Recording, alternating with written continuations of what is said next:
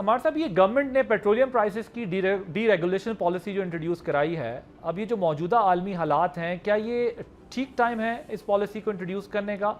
और इसका जो एक आम सारिफ है, ऑयल मार्केटिंग कंपनीज हैं और रिफाइनरी सेक्टर है, उस पर क्या इम्पैक्ट होने जा रहा है?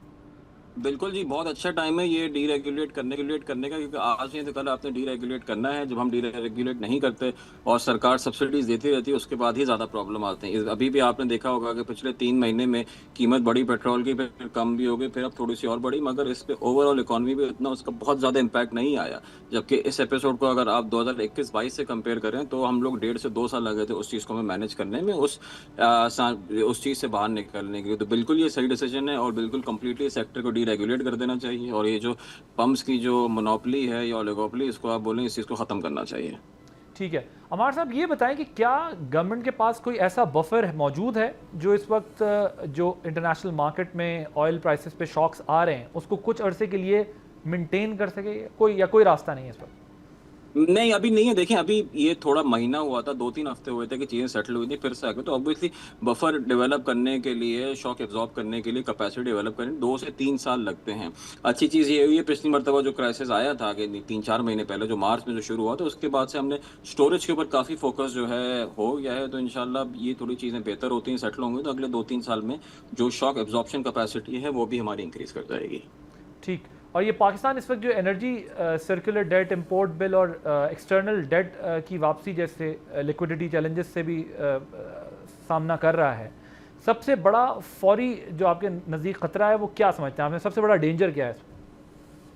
सबसे बड़ा डेंजर जी अभी ये है कि मतलब हम इसेंशियली जंग अगर बहुत ज़्यादा एक्सटेंड हो जाती है तो कीमत बढ़ेगी तेल की, और कीमत बढ़ेगी तो उसके बाद लोकल पेट्रोल की प्राइस बढ़ेगी, और उसके बाद जो है इंटरेस्ट रेट बढ़ना शुरू हो जाएंगे। तो हमें कोशिश यही, होपफुली ये चीज़ जो है जंग एक्सटेंड ना करे। एक्सटेंड करेगी तो उसका हमारी इकॉनमी जो बहुत वैसे ही बड़ी मुश्किलों से थोड़ी स्टेबलाइज हुई है उसमें और स्लो डाउन आ जाएगा। सो $98 पर बैरल जो है वो अभी इफेक्ट डालेगा, इंटरेस्ट रेट तक इसकी बात जाएगी। मुझे नहीं, बताइए। $98 का तो ऑलरेडी इंटरेस्ट रेट ने कैप्चर किया हुआ है। एनीथिंग अराउंड लेके 130 से 140 पे अगर चला जाता है और वहां पे सस्टेन करता है, वहां पे जाके प्रॉब्लम होगी। 98 तक तो हमने ऑलरेडी उसको एब्जॉर्ब किया हुआ है, और समझे। उसी पे इंटरेस्ट रेट हमारा जो है वो बना हुआ है। ठीक है। बिल्कुल, उस वक्त जो है जाके थोड़ी और हालात थोड़े कशीदा होंगे, मगर at this point in time stability रहेगी। ठीक है। सो ये एसएनबी ने पाकिस्तान की क्रेडिट रेटिंग बढ़ाई है, आम बंदे के लिए बताएं इसका क्या मतलब है? बिकॉज वो रेटिंग बेटर होती है, ये हमें फिगर्स में तो पता चलता है, लेकिन पाकिस्तान के जो एक्सटर्नल डेट्स लेने की जो वॉल्यूम है, क्या वो कम हो सकता है?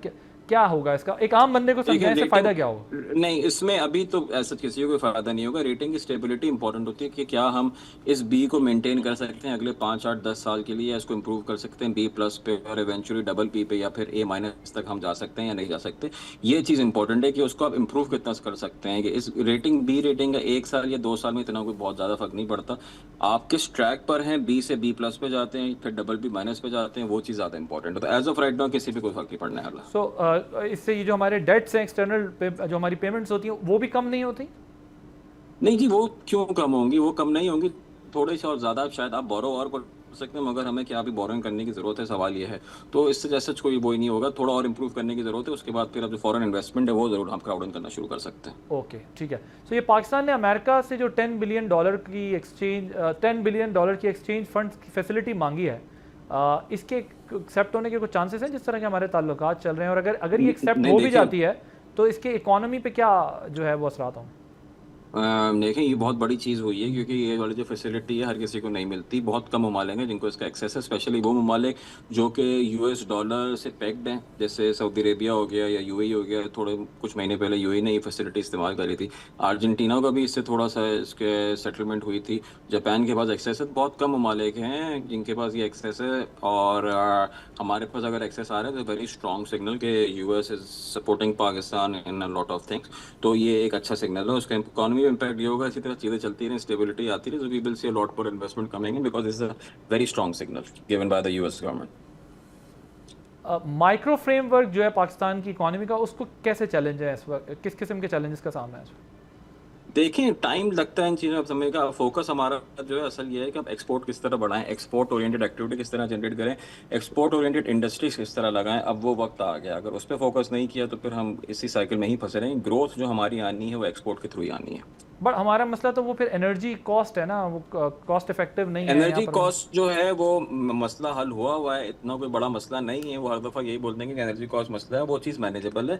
बात सारी ये है कि अब इन्वेस्टमेंट करें या नहीं करें यहाँ पे, या अगर सारे पैसे अब रियल स्टेट में चलता रहेगा, या सारे पैसे जो कैपिटल है वो ऐसी जगहों पे स्टेट इंसेंटिवाइज करती रहेगी जहाँ से कोई एक्सपोर्ट नहीं होनी, तो ऑब्वियसली वो एक प्रॉब्लम होगा। तो एक्सपोर्ट्स को जो है हमें तरजीह देना ज़रूरी, स्पेशली इंडस्ट्रियलाइजेशन को, जिसके थ्रू एक्सपोर्ट्स हों। Right, thank you so much. Amar Habib साहब हमारे साथ मौजूद थे। आप सब्सक्राइब करें और बेल दबाएं ताकि कोई खबर रह न जाए।